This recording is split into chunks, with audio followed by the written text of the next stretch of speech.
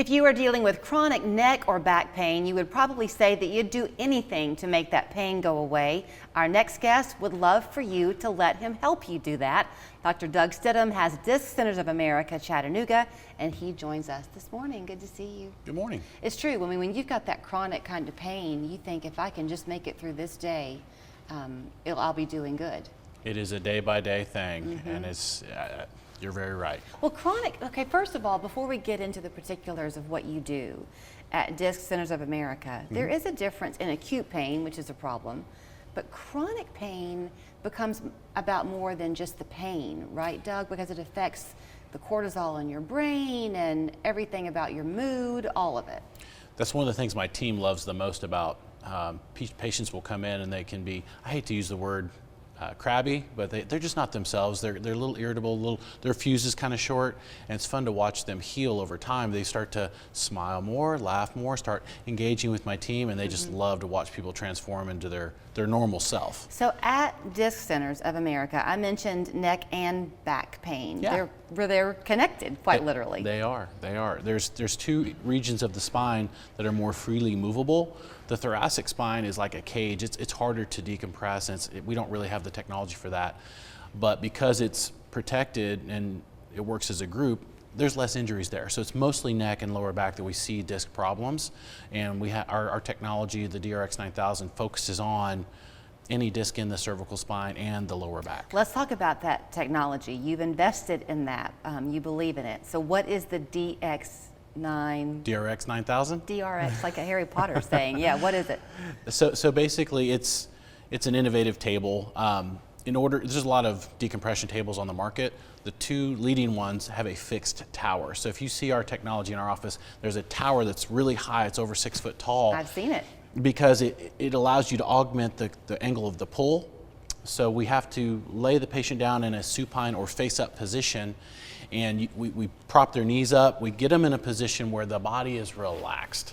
That's the key component. And people will see that we have on this tower, since it's there, we have a screen where we can put like a beach or just some pretty scenery. And we want to be able to distract those bones, which doesn't hurt, but they will feel it, especially if they have a hot disc. It's going to be an area that they're trying to protect. So the more relaxed we can get that patient, the better they're going to do, because you want to distract it without any muscular contraction. Does that make sense? Yes, but explain why. Well, so I brought some visual aids here. Okay.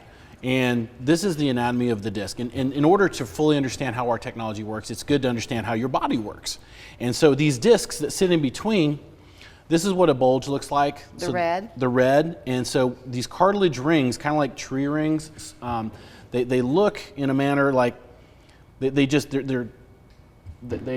crisscross as far as the way their pattern goes for stability and strength. But when they tear, that jelly can come out. Now, what people don't realize is that these discs are actually adhered to the bone above and below.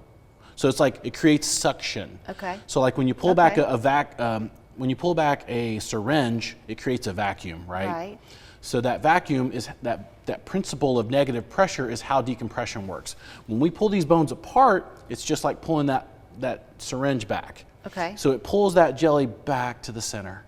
Okay. And you know, this right here is a herniation where you see the jelly come all the way out, and when it's dancing on that nerve root, that's when we get that component where it radiates into either arm and the hands or down the leg and into the foot. Okay.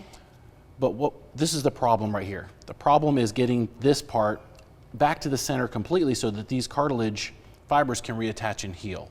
They won't heal if they can't touch.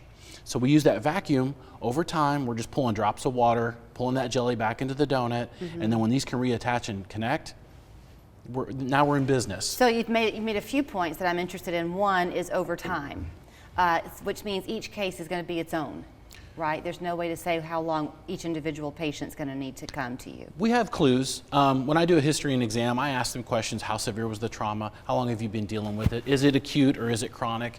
And based off what the patient and I come to, you know, we categorize it and we can kind of have a good idea. Now, is it written in stone? No. Okay. Does everybody's spine read the textbook? No. Right. But we play it by ear, and we learn, and we share with other disc centers what's working, what's not working. Okay, the fact that what you want is to get this all back in where it needs to be because you can't heal if these things aren't touching, then if you're currently taking a medication to mask the pain, that's all you're doing. That's all you're doing. You're turning off the pain signal, and I don't judge on that. I was turning off the pain signal when I was experiencing it. So if you look at that model, there's two things. You can see a bulge on the top and a herniation on the bottom. Yeah. Mine was a herniation, and I had a microdiscectomy where they removed this portion right here. Yeah, I was going to take you there, so I'm glad you went ahead and jumped over. One of the reasons you're so passionate about what you do is you've been the patient. I've been the patient. I know exactly. I think the Lord was teaching me how to be empathetic with my patients, and now I understand. So when I tell them I understand, I do. When I tell them I've fixed the bottom 3 discs in my spine, I'm like, I know what this table can do. I know what the technology can What do. if you're a person who you had a back injury a long time ago and you have been dealing with it for 5 or 6 years? Can that still be treated?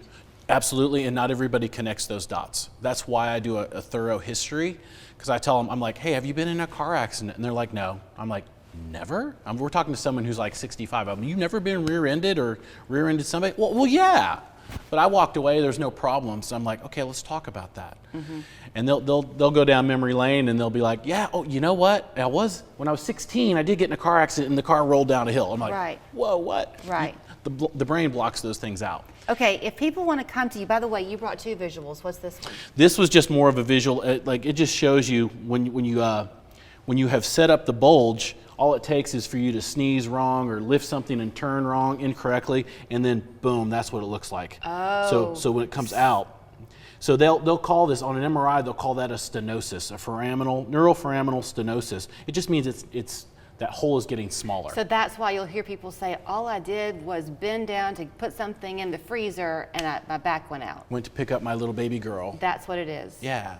Okay. It was 20 pounds. That's it. Let us show you how you can get in touch with him at Disc Centers of America. It's ChattanoogaDiscCenter.com. Call him 580-4280. Let your takeaway be that A, he'd love to help you, and B, he's been where you are. Thank you. 100%.